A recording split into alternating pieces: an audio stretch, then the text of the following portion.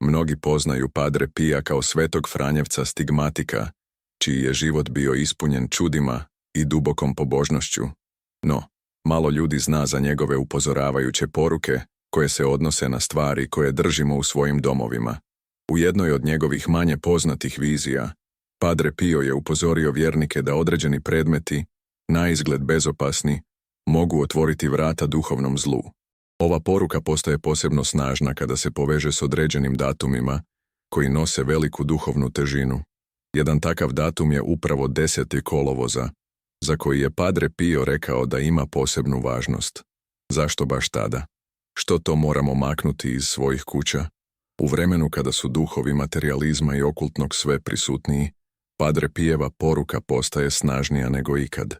On nije govorio iz praznovjerja, već iz dubokog uvida u duhovnu stvarnost koja često ostaje skrivena ljudskom oku. Kada svetac poput njega kaže da nešto treba ukloniti prije određenog dana, to nije poziv na paniku, već na budnost i pokajanje. On je znao da duhovno zdravlje doma počinje u njegovoj čistoći, ne samo fizičkoj, već i duhovnoj. Prema njegovim riječima, neprijatelj duše često ulazi kroz vrata koja sami nesvjesno otvorimo. Ova istina nas poziva na duboko razmatranje. Padre Pio nije ostavio detaljne popise, ali ostavio je jasne znakove, upozorio je na ono što donosi nemir, odvlači pozornost od Boga i unosi strah u srce. To mogu biti predmeti povezani s okultnim nasiljem, nemoralom ili idolopoklonstvom. Svaki predmet koji ne slavi Božju prisutnost nego izaziva tjeskobu, otuđenost ili naviku grijeha, može postati duhovna prepreka. Uklonite iz kuće sve što vrijeđa Gospodina, govorio je, i time nas pozivao na unutarnje i vanjsko čišćenje. 10. kolovoza nije kraj već početak obnove ako poslušamo. Odluka je na nama. Nekima ovo može zvučati preuveličano, no kroz povijest crkve nalazimo brojne svece koji su ukazivali na važnost onoga što unosimo u svoj dom. Sveti Benedikt, sveta Katarina Sienska, pa čak i Papa Pio XII. Svi su govorili o duhovnim opasnostima predmeta koji nose tamnu energiju. Padre Pio je ovu poruku prenio u 20. stoljeće kada su mnogi vjernici zaboravili na duhovnu dimenziju svakodnevnog života. Upozorenje prije 10. kolovoza nije slučajno, već od Boga nadahnuta poruka. Vrijeme za djelovanje je sada. Čišćenje doma nije čin praznovjerja, to je čin vjere. Što znači imati duhovno čist dom? To ne znači savršeno uređen prostor bez prašine, već prostor u kojem se Božji mir osjeća i vidi. Padre Pio je često naglašavao važnost molitve u kući, blagoslovljenih predmeta i sakramentalnog života. Međutim, sve to gubi snagu ako istovremeno toleriramo prisutnost predmeta koji sadrže nasilje, magiju ili nemoral. Uklanjanjem tih stvari činimo prostor u kojem Božja milost može slobodno djelovati. 10. kolovoza tako postaje dan preobrazbe, ako ga prihvatimo kao priliku za novi početak. U narednim dijelovima razmotrit ćemo što je točno Padre Pio vidio u svojim vizijama i zašto je bio toliko zabrinut zbog određenih stvari u našim domovima. Istražit ćemo konkretne primjere predmeta koji nose duhovnu prijetnju i čut ćemo svjedočanstva onih koji su doživjeli promjene nakon što su poslušali ovo upozorenje. Ako je vaša kuća mjesto nemira, nesanice ili stalnih sukoba, možda je vrijeme da poslušate ovog sveca. On ne govori kako bi vas uplašio, već kako bi vas probudio. Jer vrijeme je da ponovno posvetimo svoj dom Bogu. Ako osjećate nelagodu dok slušate ove riječi, to nije slučajno. Duh Sveti djeluje u srcima onih koji žele istinu, ma koliko bila izazovna. Ovo nije obična poruka. Ovo je poziv na djelovanje. Ne čekajte da prođe 10. kolovoza kako biste se zapitali jeste li trebali poslušati. Učinite to sada, zbog mira vaše obitelji, zbog zdravlja vaše duše. Padre Pio nije ostavio ovo upozorenje da bi ostalo nepročitano. Njegove riječi danas odjekuju snažnije nego ikada. Padre Pio je kroz godine svojih mističnih iskustava često govorio o stvarima koje većina ljudi ne može ni zamisliti. Njegove vizije nisu bile plod mašte, već dubokih duhovnih uvida, koje su potresale njegove slušatelje. Među tim viđenjima, jedno je posebno zastrašujuće, slike domova punih tame gdje svjetlost Božja nije mogla ući. On je vidio kako pojedini predmeti, iako na izgled bezopasni, postaju duhovna sidrišta za zle sile. U tim kućama vladao je nemir. Molitva nije dopirala do neba, a obitelji su bile podijeljene i umorne. Nije to bilo upozorenje iz straha, bilo je to otkrivenje iz milosrđa. Padre Pio je opisivao kako zli duhovi pronalaze pukotine u svakodnevnom životu ljudi. Sitne ustupke, nesvjesne izbore, nečiste predmete. U jednoj od svojih vizija rekao je da je vidio domove gdje su slike, kipovi i ukrasi bili prokleti i nosili duhovnu težinu. Ta težina se osjećala kroz bolest, sukobe i stalni osjećaj tjeskobe. Oni koji drže te stvari u svojim domovima, rekao je, ne znaju da su dali mjesto neprijatelju. Njegova zabrinutost nije bila simbolična, nego konkretna. Duhovna opasnost je stvarna i on ju je jasno vidio. U svojim pismima i ispovjedima često je savjetovao vjernicima da mole za raspoznavanje. Ako nešto u vašem domu izaziva tjeskobu, ako se bojite, ako osjećate nemir kad molite, pitajte se odakle to dolazi. To su bile njegove riječi onima koji su tražili smirenje. Nije sve što je lijepo oku blagoslov za dušu. Padre Pio je znao da mnogi predmeti ulaze u kuću kroz darove, putovanja, pa čak i nasljeđem, i nose sa sobom nepoznate terete. Njegove vizije su bile poput zrcala, koje razotkrivaju nevidljive rane naših svakodnevica. Jedna od najuznemirujućih slika koje je opisao bila je soba puna knjiga i figurica koje su privlačile duhove tame.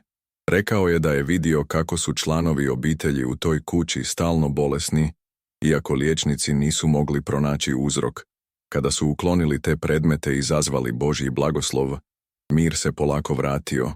Nije to bila bajka, već stvarnost koju je Padre Pio duhovno proživio. On nije govorio iz pretpostavki, nego iz osobnog duhovnog iskustva koje je živio svaki dan. Padre Pio je imao dar razlikovanja duhova, znao je odmah osjetiti prisutnost zla. Kada bi ušao u neki prostor, njegovo tijelo bi ponekad reagiralo bolom ili mučninom, što je bilo znak da nešto nije u redu. U ispovjedaonici bi upozoravao vjernike da se klone predmeta koji ih udaljavaju od Boga. Jednom prilikom rekao je, vaša kuća mora biti svetište, a ne skladište praznovjerja. Njegove riječi odzvanjaju i danas, kao proročki poziv na duhovno čišćenje i svijest o tome što puštamo kroz svoja vrata. Kroz vizije Padre Pio je također vidio domove gdje su ljudi čuvali predmete povezane s okultnim praksama. Tarot karte, amajlije, simboliku New Age pokreta. Za njega su to bile duhovne infekcije, koje se ne vide očima, ali truju dušu i razaraju obiteljski mir. On je znao da čovjek ne može služiti Bogu i u isto vrijeme držati prostor otvorenim za tamu. Njegove poruke nisu bile prijetnja, nego lijek, da bismo se oslobodili i ponovno vratili pod zaštitu neba. U konačnici Padre Pio je u svojim vizijama vidio i nadu. Vidio je kako, kada ljudi poslušaju, mole, blagoslove svoje domove i uklone štetne stvari, dolazi svjetlo. On je vidio kako Bog brzo odgovara kada mu napravimo mjesta. Zato njegovo upozorenje da se nešto ukloni prije 10. kolovoza nije prijetnja, već milost. To je poziv da obnovimo savez s Bogom kroz čistoću doma. A tamo gdje je Bog, tu zlo nema moć. I to je snaga ove poruke. Na prvi pogled, mnogi od nas ne bi povezali određene predmete s duhovnim opasnostima. No prema Padre Piju, postoji niz stvari koje mogu izgledati bezazleno, a ipak nose duboku duhovnu prijetnju. Među njima su kipovi i slike nepoznatog porijekla, suveniri iz mjesta gdje se štuju lažni bogovi, pa čak i darovi koji su stigli s lošom namjerom. On je govorio da neprijatelj često koristi upravo te skrivene detalje kako bi ušao neprimjetno. Duhovno zagađenje ne dolazi samo kroz grijeh, već i kroz prisutnost zla u stvarima koje držimo blizu. To su sitnice koje oblikuju atmosferu doma. Jedan od najčešćih primjera koje je Padre Pio navodio bili su predmeti povezani s praznovjerjem, amajlije, sretni talismani, znakovi zodijaka. Iako mnogi smatraju ove predmete bezopasnima, svetac je upozoravao da oni predstavljaju povjerenje u nešto što nije Bog. Ako se uzdate u kamen ili simbol, a ne u Gospodina, već ste otvorili vrata zlu, govorio je. Ovi predmeti unose nemir, jer narušavaju čistoću vjere. Nema kompromisa između svjetla i tame, i svaki takav predmet udaljava srce od Krista. Padre Pio je također upozoravao na glazbu i filmove s nasilnim, demonskim ili nemoralnim sadržajem. Iako nisu fizički predmeti u tradicionalnom smislu, njihova prisutnost u kući kroz uređaje, plakate ili kolekcije može utjecati na duhovno ozračje doma. Rekao je da demoni posebno koriste zvukove i slike kako bi izazvali uznemirenost i podsvjesno poticali grijeh. Ako naš dom postane prostor gdje se redovito konzumiraju sadržaji protivni evanđelju, onda se ne možemo čuditi ako nestane mir. On nas je pozvao da biramo svetost u svakodnevnim odlukama. Postoje i manje očiti predmeti koji nose duhovnu težinu, poput knjiga koje promiču okultno, ezoteriju, pa čak i određene samopomoćne metode koje isključuju Boga. Padre Pio je znao da zavodljivost takvih sadržaja često dolazi pod maskom duhovnog rasta, no svaki put koji ne vodi prema Bogu vodi nas od njega. On je rekao, ako knjiga ne hrani tvoju dušu i ne približava te Gospodinu, tada te udaljava od njega. U našim policama možda stoje uzroci našeg duhovnog umora, a da toga nismo ni svjesni. Jedan od najpotresnijih primjera koje je Padre Pio opisao bio je slučaj žene koja je imala kip koji je naslijedila od svoje bake. Iako je bio obiteljska relikvija, donio je u kuću niz bolesti, nesanice i problema. Tek kada je svećenik blagoslovio dom i uklonio taj kip, došlo je olakšanje. Svetac je objasnio da predmeti zadržavaju duhovnu energiju, pozitivnu ili negativnu, ovisno o izvoru. Ako je nešto korišteno u okultnim praksama ili s namjerom manipulacije, nosi sa sobom posljedice. Zato nas poziva na duhovno razlučivanje. Padre Pio je bio izuzetno jasan. Ne otvarajte vrata zlu kroz vlastiti nemar, a ne radi se o tome da postanemo opsjednuti, već svjesni. Duhovno čišćenje doma ne mora biti dramatično, ali mora biti iskreno. Trebamo moliti Duha Svetoga da nam pokaže što ne pripada našoj kući. Ponekad će to biti neugodno, jer ćemo otkriti da su neki naši omiljeni predmeti izvor nemira. No svaka žrtva donosi milost, i kad odustanemo od onoga što nas vezuje, Bog nas oslobađa. Uklanjanjem tih predmeta činimo prostor u kojem Bog može djelovati. Svetac nije rekao da će zlo nestati čarobno, ali je znao da čisto srce i čista kuća postaju tvrđava protiv zla. 10. kolovoza nije rok iz praznovjerja, već poziv na odlučnost. Taj dan označava početak nove duhovne sezone za one koji poslušaju. Zato, pogledaj oko sebe, što u tvojoj kući ne pripada Kristu. Odgovor na to pitanje može biti ključ tvoje slobode. Kada Padre Pio govori o predmetima koji donose tamo u domove, on ne govori samo o estetskom pitanju ili duhovnoj simbolici.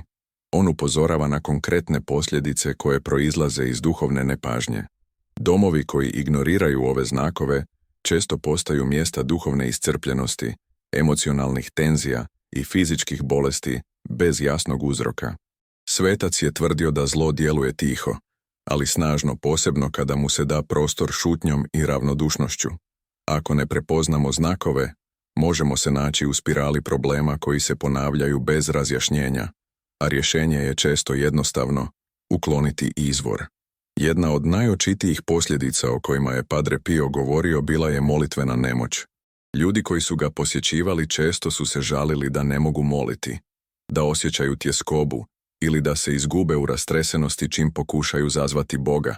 On bi ih pitao, što držite u svom domu što ne pripada Kristu? Mnogi bi tada priznali prisutnost okultnih knjiga, slika ili glazbe. Nakon što bi ih uklonili, molitva bi ponovno tekla. Ova jednostavna povezanost bila je za njega očita, no za mnoge ostaje nevidljiva, upravo zato što je duhovna. Svetac je upozoravao da duhovna sljepoća dolazi postepeno. Kada se naviknemo na tamu, počinjemo vjerovati da je to svjetlo. Domovi puni nemira, nesanice i čestih svađa često su, prema njegovim riječima, bili pod utjecajem nečiste prisutnosti. On je razlikovao psihološke od duhovnih uzroka i znao prepoznati kad je potrebno duhovno čišćenje. Ako se osjećate izgubljeno u vlastitom domu, potražite uzrok u onome što ste dopustili da uđe, govorio je. Ignoriranje tog glasa dovodi do još veće boli, a sve počinje jednim korakom ravnodušnosti. Padre Pio je posebno upozoravao roditelje. Djeca su, prema njegovim riječima, osjetljivija na duhovne utjecaje i često pate zbog izbora odraslih. Ako roditelji dopuštaju prisutnost štetnih sadržaja, ne štite djecu nego ih izlažu. Djeca koja imaju noćne more, osjećaj straha bez razloga ili iznenadne promjene ponašanja, sve su to bili znakovi koje je svetac povezivao s duhovnim opterećenjima. Vaš dom je njihova prva crkva, rekao je. Ako je ta crkva zagađena, ne možemo očekivati plodove milosti. Jedna od posljedica koju je često naglašavao bila je odsutnost mira. Kuća u kojoj se ne može osjećati Božja prisutnost, gdje tišina izaziva nemir, gdje su zidovi svjedoci stalne napetosti, takva kuća treba proći kroz duhovnu obnovu. Iako mnogi misle da su ti osjećaji rezultat stresa ili svakodnevnih problema, Padre Pio nas poziva da kopamo dublje. Duhovna tjeskoba ne dolazi bez razloga, rekao je. Ako nešto u vašem domu uzrokuje duhovnu nelagodu, to nije za ignorirati, to je za ukloniti. Padre Pio je imao riječi i za one koji sumnjaju. Rekao je, ako ne vjeruješ, pokušaj. Ukloni ono što te udaljava od Boga i promatraj promjenu. On nije tražio slijepo slijeđenje, već otvoreno srce. Kada ignoriramo znakove, dajemo moć zlu da se ukorijeni. No kada poslušamo, otvaramo vrata milosti. Posljedice mogu biti ozbiljne, ali su i izlječenje moguće. Sve ovisi o našoj spremnosti da vidimo ono što oko ne vidi i da djelujemo po tome. Konačno, svetac nas podsjeća da ignoriranje duhovnih stvarnosti ne štiti od njih, ono nas samo čini ranjivijima. Duhovni svijet nije bajka, već stvarnost koju su sveci jasno vidjeli. Ako želimo mir, zdravlje i blagoslov u svojim domovima, ne možemo si priuštiti sljepoću. Potrebno je hrabro pogledati istini u oči, prepoznati znakove i odlučiti, želimo li nastaviti po starom ili otvoriti srce za obnovu. A obnovu donosi poslušnost svetima poput Padre Pija. Jedan od najdirljivijih aspekata učenja Padre Pija su priče onih koji su poslušali njegova upozorenja. U mnogim slučajevima, ljudi su svjedočili o velikim promjenama nakon što su iz svojih domova uklonili sumnjive ili duhovno štetne predmete. Neki su doživjeli trenutačno olakšanje, kao da je nevidljiv teret nestao. Drugi su iskusili dublji mir u molitvi, pomirenje u obiteljskim odnosima ili čak fizičko ozdravljenje. Ta svjedočanstva nisu rijetka niti slučajna. Ona potvrđuju da kada činimo prostor svetim, Bog dolazi s blagoslovom. Primjer jedne obitelji iz Napulja ostao je posebno poznat među duhovnicima. Suočeni s višegodišnjim bračnim nesuglasicama, noćnim morama njihove djece i stalnim gubitkom posla, odlučili su potražiti pomoć svećenika koji ih je uputio na poruke Padre Pija. Nakon molitve i razlučivanja, uklonili su kolekciju ukrasnih maski i suvenira s istoka. Rezultat je bio iznenađujući. Problemi su se počeli smanjivati, dijete je prestalo vrištati u snu, a mir se vratio. Obitelj je tada posvetila dom Gospodinu i od tada, kako kažu, nebo je ponovno postalo blizu. Još jedno snažno svjedočanstvo dolazi od mladića koji je godinama patio od depresije i osjećaja tame. Nakon što je čuo propovjed o duhovnoj kontaminaciji doma, odlučio je temeljito očistiti svoju sobu. Uklonio je postere, glazbu i knjige s temama tame i očaja. Kada je to učinio, osjetio je, kako kaže, kao da mu je srce oslobođeno okova. Počeo je redovito moliti, ispovijedati se i slaviti misu. Nije prošlo mnogo, a njegova se duhovna tama povukla. Danas svjedoči o toj promjeni kao o svom uskrsnuću. Padre Pio je znao da svaka kuća ima svoju priču i svoju borbu, ali također je znao da svaka kuća može postati svetište. Brojni su ljudi koji su, potaknuti njegovim riječima, odlučili posvetiti svoje domove kroz molitvu, blagoslov i čišćenje. U tim domovima dolazilo je do iznenadnih promjena. Djeca su postajala mirnija, supružnici ponovno pronalazili zajednički jezik, bolesni ozdravljali. Neki su čak svjedočili o oslobađanjima od prisutnosti zla. Takva iskustva potvrđuju snagu poslušnosti i čistoće prostora. Jedna žena iz Argentine ispričala je kako je godinama imala neobjašnjive smetnje u svom domu, kvarenje uređaja, stalne nesreće i osjećaj straha. Nakon što je slušala govor o Padre Piju, odlučila je ukloniti nekoliko amajlija koje je dobila od prijateljice. Odmah nakon toga, kako svjedoči, kao da se prostor otvorio za svjetlo, počela je osjećati mir, nestali su kvarovi, a njezina svakodnevica postala je jednostavnija. Iskustvo je potaknulo i njezinu obitelj na duhovni put. Svetac ju je, kaže, probudio iz tame. Važno je napomenuti da ova svjedočanstva nisu plod straha, nego nade. Nisu senzacionalističke priče, nego osobna iskustva ljudi koji su odlučili poslušati glas svetosti. Duhovno čišćenje doma ne jamči čudo, ali otvara vrata Božjoj volji. Padre Pio nije tražio savršenstvo, nego iskrenost. Svako svjedočanstvo je podsjetnik da Bog želi prebivati s nama, ali neće nas prisiliti. Čekat će dok ga ne pozovemo. A prvi poziv često dolazi kroz čin čišćenja prostora u kojem živimo. Kada pogledamo ta svjedočanstva, ne možemo ostati ravnodušni.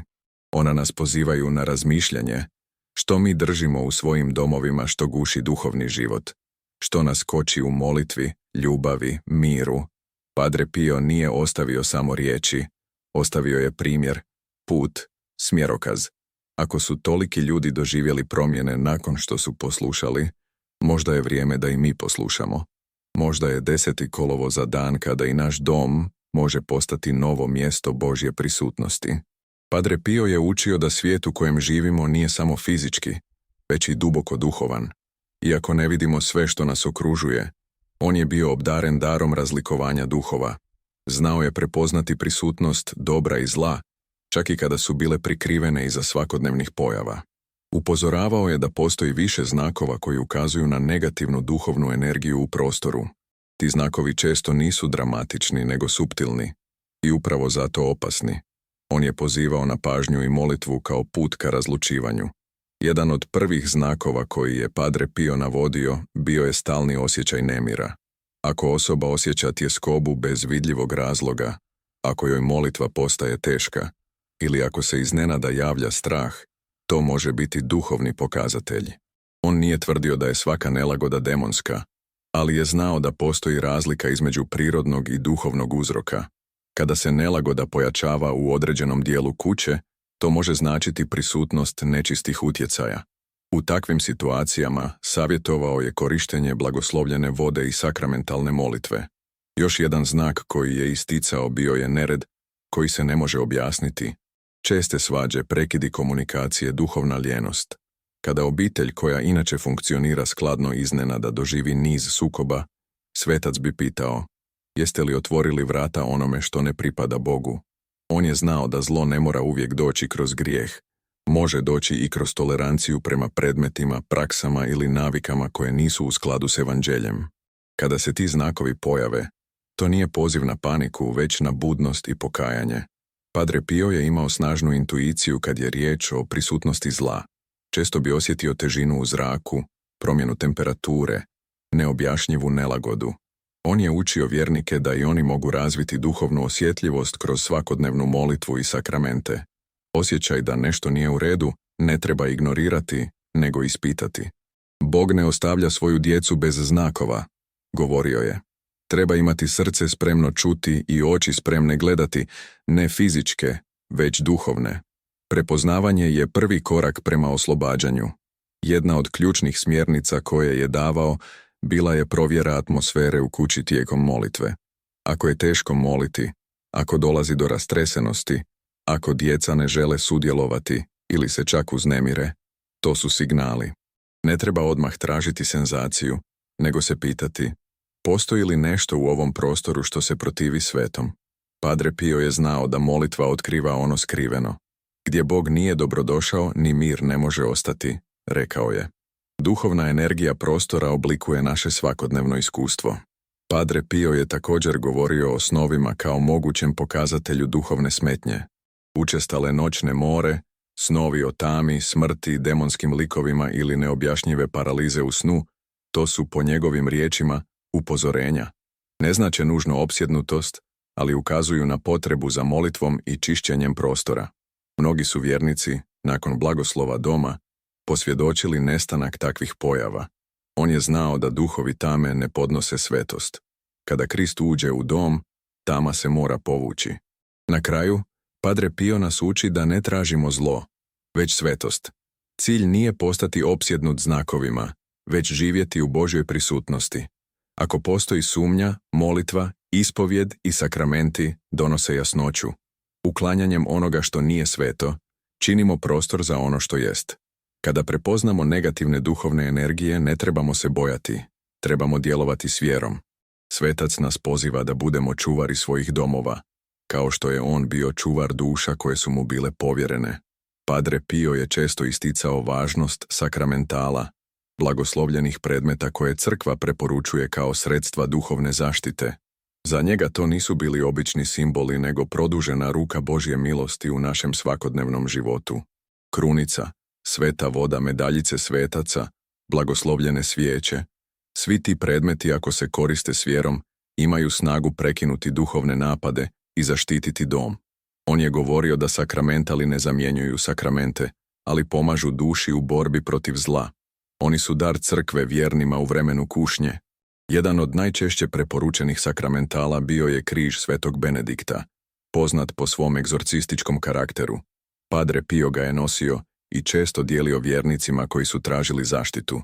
Na njemu su ispisane molitve protiv sotone i zla, a vjeruje se da, ako se s vjerom postavi u dom, postaje štit protiv neprijatelja duše. U mnogim svjedočanstvima ljudi govore o miru koji su osjetili nakon što su postavili križ na ulazna vrata. Svetac je znao, gdje je Kristov križ, ondje nema tame koja može nadvladati. Krunica je za Padre Pija bila svakodnevna oružarnica protiv zla. Govorio je, uzmite svoju krunicu i nikada je ne puštajte. Vjerovao je da molitva krunice u kući stvara duhovni zid kroz koji zlo ne može proći. Preporučivao je da obitelji mole zajedno, posebno navečer, i da krunicu drže blizu kreveta, vrata i prozora. Osim što je činila dom svetim, krunica je povezivala obitelj u molitvi. Gdje se moli, tamo dolazi mir. To je bilo jedno od njegovih najdubljih uvjerenja. Sveti sakramentali često su podcijenjeni u modernom svijetu, ali Padre Pio je upozoravao da zanemarivanje tih znakova svetosti oslabljuje našu duhovnu obranu. Blagoslovljena voda, kad se koristi redovito, ima moć da očisti prostor, utiša napetost i ukloni prisutnost zla. Savjetovao je prskanje svakog kuta kuće dok se moli Zdravo Mario ili Oče naš. Čin jednostavan, ali snažan, pokazuje vjeru i poziva milost. Kada se koristi s vjerom, blagoslovljena voda postaje sredstvo svjetla. Padre Pio je posebno upozoravao na potrebu da se sakramentali ne koriste mehanički, bez srca.